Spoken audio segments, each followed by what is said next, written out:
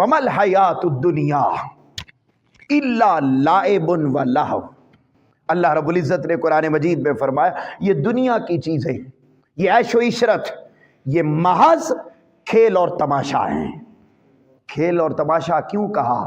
खेल होता है फिर खत्म हो जाता है, और इंसान खेल को देखने के बाद उसके दौरानिए की तरफ ध्यान नहीं जाता कि क्रिकेट मैच इतनी देर रहा, बस यही, बस देखा खत्म हो गया। यही चीज इस दुनिया की है।